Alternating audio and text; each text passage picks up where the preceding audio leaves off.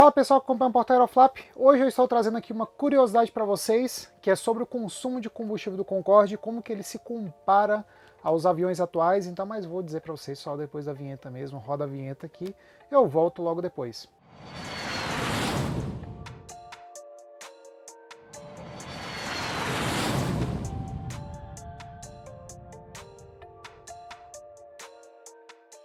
Bom, acho que se você acompanha a aviação, conhece com certeza o Concorde. Basicamente, o único avião de passageiros, porque nós ainda temos o Concorde, então ele não é único. Concorde Ski, que é a versão russa do Concorde. Então o Concorde é um dos poucos aviões supersônicos de passageiros que operaram nesse mundo, além do Concorde, que é a versão soviética, vamos dizer assim, do clássico Concorde. O primeiro voo do Concorde foi em 1969. Na época, todos acreditavam que essa seria a revolução das viagens, porque você voaria ao dobro da velocidade. Estávamos também numa época que o combustível era muito barato no mundo, não tinha aquele aumento do petróleo que houve 2 vezes ao longo da década de 70, e o Concorde criou a esperança em várias companhias que se interessaram no avião. No entanto, o Concorde era basicamente um avião pequeno, do tamanho de um E-Jet, que consumia muito, mas muito combustível mesmo. Mas o consumo de combustível em tempos de querosene barato, vamos dizer assim, não era um problema para as companhias aéreas que queriam oferecer a cada dia mais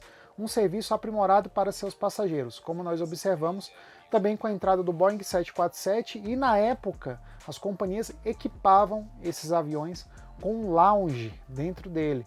Pois é, hoje em dia é raro ter assentos com espaço. Naquela época a gente tinha um lounge com bar dentro do avião, aos moldes do que a Emirates faz hoje com o A380. E o Concorde chegou exatamente nessa época que nós tínhamos a virada do Boeing 707 para um Boeing 747 em voos intercontinentais. Além disso, concorrentes estavam entrando nesse setor dos turbofans, como o DC-10, que é a versão da Douglas, para concorrer com o 747, que fica no meio termo ali entre o próprio 747 e o A300 da Airbus, que surgiu logo no início da década de 70, praticamente junto com o Concorde, que começou as suas operações em 1976. Por que o Concorde, pessoal, não fez muito fama com as companhias aéreas? Você sabe que é pelo consumo de combustível, mas quanto combustível que o Concorde consumia em relação a outros aviões, até mesmo da mesma época? Eu peguei alguns dados aqui para vocês e é basicamente impressionante o que o Concorde poderia fazer engolindo querosene puro através dos seus 4 motores compostos combustores. Aqui nós temos, pessoal, que ele consumia basicamente 2.000 kg de combustível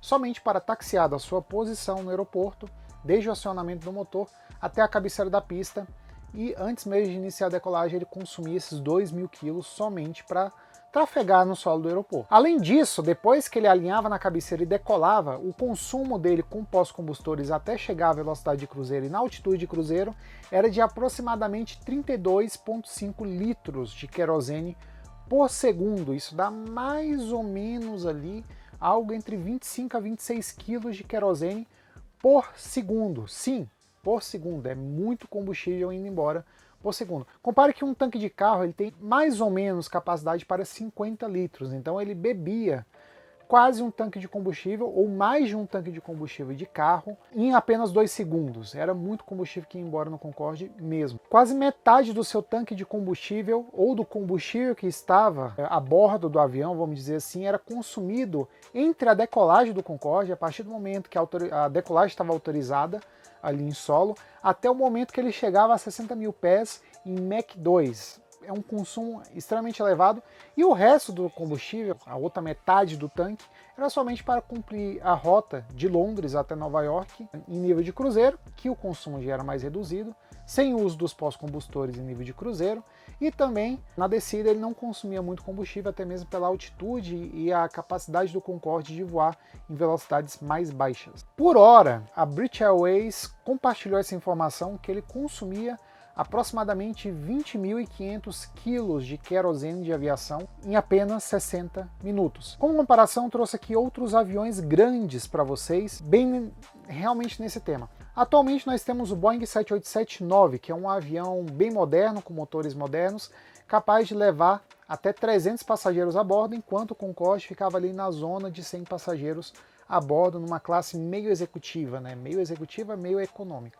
Não era uma classe tão confortável como uma classe executiva no 787. E mesmo assim, um 787 levando 300 passageiros a bordo, capaz de voar ao dobro da autonomia que o Concorde tinha, ele consome, em média, tá, pessoal? Vamos colocar assim, porque o avião ele vai diminuindo o consumo de combustível durante o próprio voo, até porque o peso do próprio combustível vai sendo retirado no caso desses grandes aviões, que é bastante significativo esse peso do combustível. Então nós temos um consumo médio do 787-9, a versão que é capaz de levar cerca de 300 passageiros dentro da aeronave em um voo, como esse da Latam, que eu voei dias atrás, de 5.400 quilos. Comparando esses 5.400 quilos com o do Concorde, que levava praticamente um terço dos passageiros, né, que um 787-9 leva, a gente tem uma diferença bastante grande, né, somente para voar o dobro da velocidade que o 787-9 pode voar. Já o 747-100, que foi a primeira versão que surgiu ali na década de 60 ainda, entrou em operação em 69 pela Panam e na década de 70 já estava começando a entrar na frota de várias companhias aéreas, antes mesmo do Concorde entrar na frota da Air France, da British Airways. Esse avião ele consumia em média, aí eu já estou falando em litros, tá?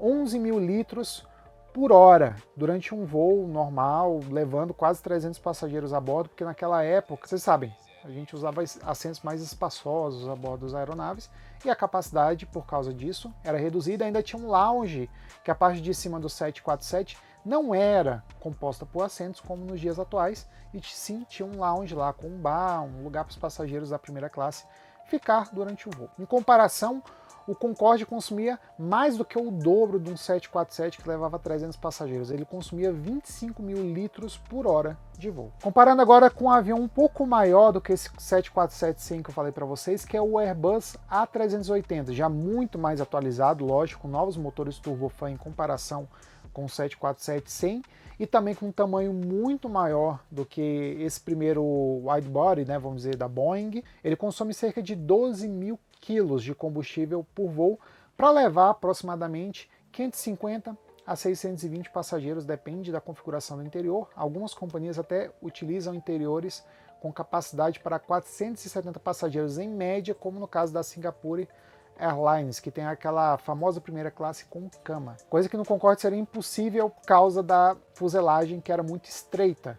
Justamente porque eu vou trazer algumas curiosidades agora, se você ficou até o final desse vídeo, sobre a operação do Concorde. Apesar da sua altitude de voo ser de 60.000 pés, o que dá mais ou menos 18 km de altitude do solo, ou até um pouco mais, se a gente for analisar os dados bem precisamente, o Concorde ele tinha uma altitude de cabine bem abaixo de aviões da mesma época, com apenas 1.800 metros na sua altitude de pressurização máxima, em altitude máxima também de 60.000 pés durante o nível de cruzeiro. Pela sua altitude ser muito superior ao dos aviões comerciais, ele recebia mais radiação durante o voo. Então nós tínhamos, por exemplo, na posição de engenheiro de voo do Concorde, leitores de radiação, e se houvesse, por exemplo, onde muitas partículas do Sol se encontrassem com a Terra e a ionosfera ficasse carregada e a radiação por si aumentasse, os pilotos eles diminuiriam a altitude de 60.000 pés para 47.000 pés como uma forma de diminuir essa radiação ionizante para os passageiros. Porém, em voos normais, apesar da radiação ser o dobro no Concorde em comparação com o 747, a radiação que cada passageiro recebe durante o voo, esta radiação, no geral, ela é diminuída pela consequência do tempo de voo também ser metade em comparação com o 747, então fica meio que eles por eles ao longo do voo, ao contrário de algumas teorias que dizem que se você voar em altitudes muito altas em velocidade de Mach 2 supersônica, que nem o Concorde, você vai receber mais radiação. Não, isso é mentira. Na verdade, você recebe a mesma quantidade de um voo normal, porém, sendo que esse voo normal está voando, por exemplo, a 35.000 pés. O Concorde também tinha uma estrutura especial em sua fuselagem, porque o atrito do ar com a alta velocidade de voo de aproximadamente 2.150 km por hora, ou Mach 2, causava um aquecimento excessivo na fuselagem, que ela sofria por várias, vamos dizer assim, etapas durante o voo. Etapas de frio, enquanto o Concorde estava voando em velocidades subsônicas, ela sofria por etapas de calor extremo, quando o Concorde estava em nível de cruzeiro, a Mach 2, ou seja, a maior velocidade possível, então o maior atrito possível com o ar. e também, novamente, na parte do pouso, com frio devido à descida e à velocidade reduzida do Concorde. Por causa dessa característica, o Concorde ele tinha algumas juntas de dilatação em algumas partes da aeronave para contrapor essa ocasião, onde a fuselagem chegava a 127 graus Celsius. E é o mesmo motivo da pintura recomendada ser branca, uma vez a Air France fez uma pintura que ela era azul em parceria com a Pepsi e a velocidade era reduzida de Mach 2 para Mach 1.7, como forma de manter a temperatura de 127 graus Celsius da fuselagem durante o nível de cruzeiro, que era o projetado pelos engenheiros do próprio Concorde. Então, esse avião especificamente, enquanto ele esteve com essa pintura toda azulada, mais escura e que absorvia mais radiação, vamos dizer assim, mais energia por radiação, ela fazia o Concorde voar com uma velocidade menor enquanto estava equipado com essa pintura, que não durou muito tempo no Concorde, tá? Pela sua alta velocidade de pouso, o Concorde também tinha os primeiros freios de carbono que equiparam um avião comercial,